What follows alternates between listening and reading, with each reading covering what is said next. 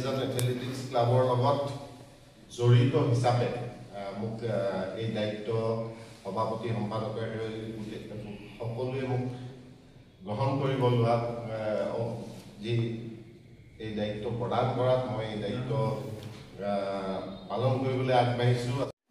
আমি দুলিয়াজানবাসীয়ে অসমবাসীয়ে বিগত কেইটামান দিনৰ ভিতৰত 3 গৰাকীকৈ দুলিয়াজানৰ বিশিষ্ট ক্ৰীড়াবিদ তথা ক্ৰীড়া সংগঠকক আমি হেৰুৱাবলগীয়া হ'ল। তেখেতলোক হৈছে প্ৰয়াত অলক ৰঞ্জন বৰা, গিৰীন সোণোৱাল আৰু সঞ্জীৱ ৰাণা ডাঙৰীয়া।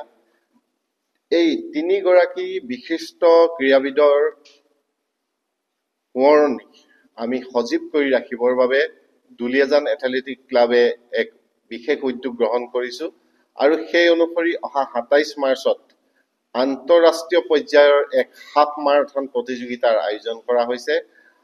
অহা 27 মাৰ্চৰ পুৱা 5:30 বজাত নেহেৰু ময়দানৰ পৰা এই প্ৰতিযোগীসকলে দৌৰ আৰম্ভ কৰিব আৰু 21.2 কিলোমিটাৰ এই দূৰত্ব অতিক্ৰম কৰি আহি পুনৰ এই নেহেৰু ময়দানতে এই প্ৰতিযোগিতা সমাপন হ'ব আৰু আমি প্ৰথম পুৰস্কাৰ হিচাপে 30,000, দ্বিতীয় পুৰস্কাৰ আমি 20,000 আৰু তৃতীয় পুৰস্কাৰ 15,000 আৰু চতুৰ্থৰ পৰা দশমলৈকে যিকেইজন প্ৰতিযোগী থাকিব তেখেতলোকক 3,000 টকাকৈ পুৰস্কাৰ প্ৰদান কৰা হ'ব আৰু পুৰুষ আৰু মহিলা উভয় শাখাতে এই প্ৰতিযোগিতা অনুষ্ঠিত হ'ব।